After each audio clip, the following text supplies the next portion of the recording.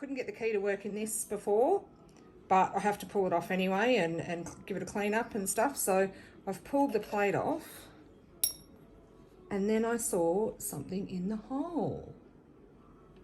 So that's obviously what was stopping the key from working. So I've pulled it out, and it's a little dude. How cute is that? Hello everyone, it's Di from Refurbies. No face-to-face intro for this one because I'm at work and I can't get it done. So anyway, today we're working on a really sweet, pretty little vintage desk. It's solid wood construction, and I imagine from probably the 30s or the 40s. I'm not 100% sure, but it's very sweet and very well made. We will replace the drawer bottoms. That's about the only repairs that need doing. But apart from that, she'll just need a sand, a clean, and a lick of paint. So the first thing I wanted to do was to get a look at what was underneath all of the old varnish, and I'm using my new Makita B06050J 750 watt random orbital sander. This is a new sander for me and it's really performing well, so I highly recommend it.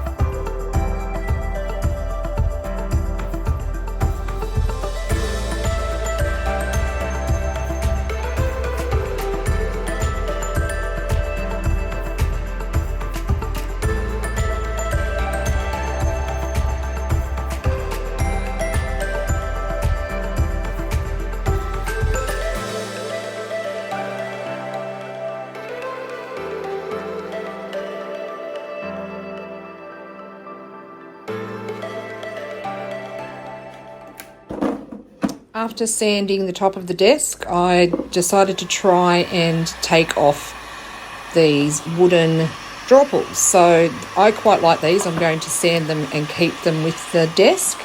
They are stuck with a considerable amount of glue though, and a couple of nails, I think. So I warmed up the glue with the heat gun and eventually had to get Mr. Refurbies to help me because I have a tendency to be a bit impatient and a bit rough, and he's much gentler, so he took the time to pry off the drawer pulls with a little mini crowbar so I didn't break them.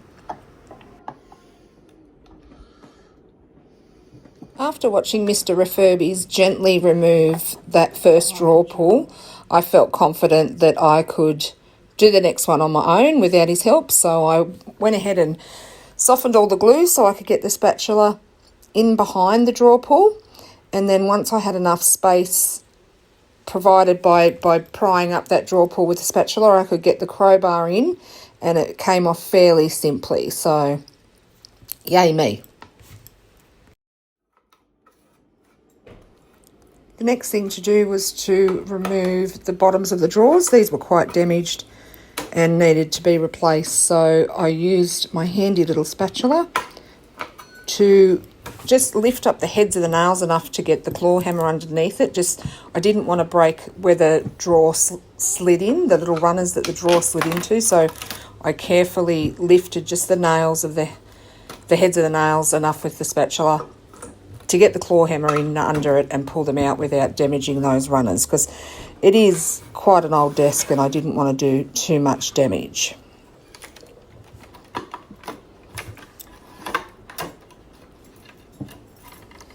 Using the same method, I removed the other drawer bottom. I know it looks like I'm tearing it apart here, but I'm not. It's sort of coming apart in layers, so it's still all the same size.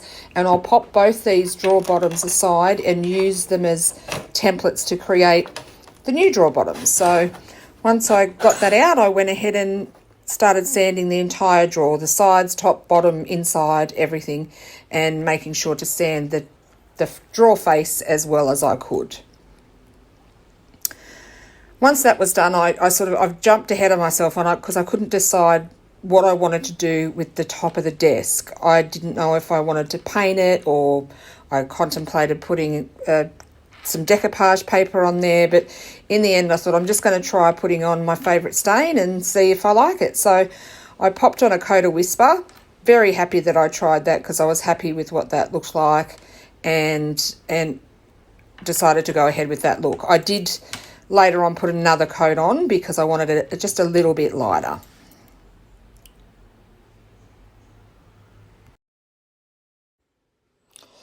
The next thing to do was to apply a base coat. So I recommend putting a base coat under any paint that you're going to use. It makes it adhere better, particularly if you're flipping furniture, you're selling it. You don't want the paint to flake off in 6 months' time. You want to sell quality work. So to do that, you need to put down a base coat, in my opinion.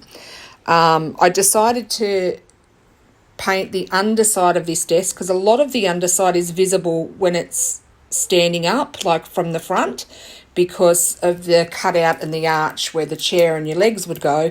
You see the back and the underside, and I just thought it'd just be much tidier if I painted top and bottom, underneath, the whole caboodle.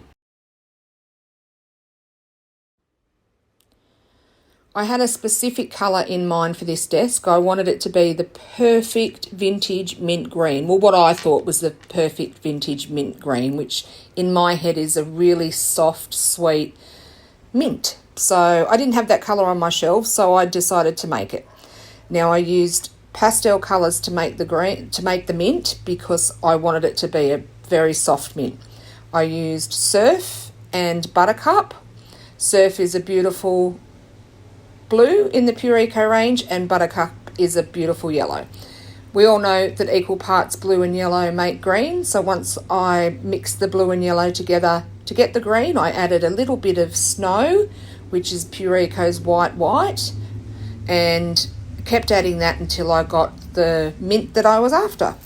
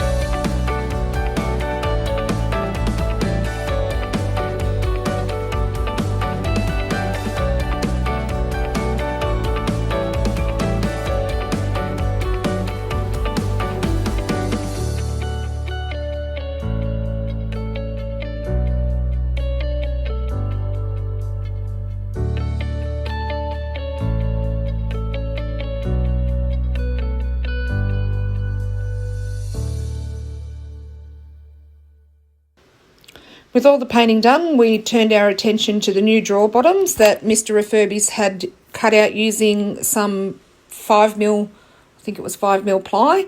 We wanted to give them a little bit of personality, so we used this gorgeous Art Deco stencil that we've used before, and we stenciled the bottom of the drawers to give it that little extra personality.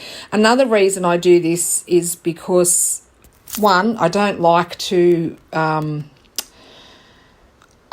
line drawers, because I think that, you know, the residue from the glue when the lining eventually starts coming up is a bit yucky, and also it helps to hide any old stains that you might have in any of the antique pieces that you do, where the drawer bottoms are in good nick, they've just got a few marks. So this serves two purposes. So once the stencil was done, I installed them back into the drawers, and then it was time for its reveal.